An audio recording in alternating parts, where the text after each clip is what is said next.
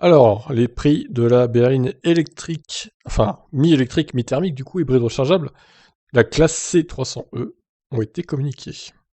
Alors c'est une hybride rechargeable à grosse autonomie du coup. Énorme batterie pour une hybride rechargeable. 204 chevaux à 6100 tours-minutes avec un couple de 320 Nm de 2000 à 4000 tours.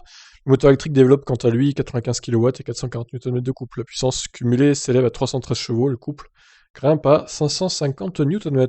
25,4 kWh de capacité, c'est presque le double par rapport à l'ancienne génération, qui était simplement à 13,5, ce qui était très peu quand même. Les possibilités de recharge évoluent en conséquence, comptez 11 kW en AC et jusqu'à 55 kW en DC. Vous vous rendez compte quand même que c'est plus qu'une Dacia Spring et plus qu'une Zoé, alors que ça reste une hybride rechargeable.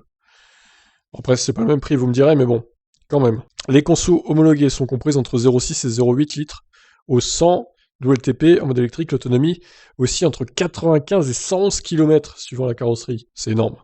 La C300E atteint 245 km/h en Vmax. Le 0 à 100 ne demande que 6 secondes 1. La C300E Estate, quant à elle, atteindra 240 en pointe et 6 secondes 2 en 0 à 100. C'est quasi similaire. Dans les deux cas, le mode électrique permet de rouler jusqu'à 140 km/h. Le volume du coffre augmente de 45 litres sur cette nouvelle génération.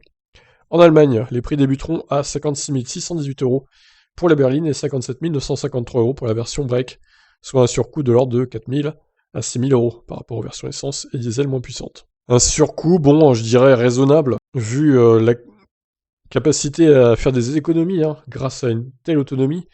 100 km, voire plus, en été sûrement qu'on pourra atteindre 120 ou 130 km d'autonomie en roulant tranquillement. C'est juste incroyable. Donc ce genre de voiture pourrait plutôt bien marcher, je pense.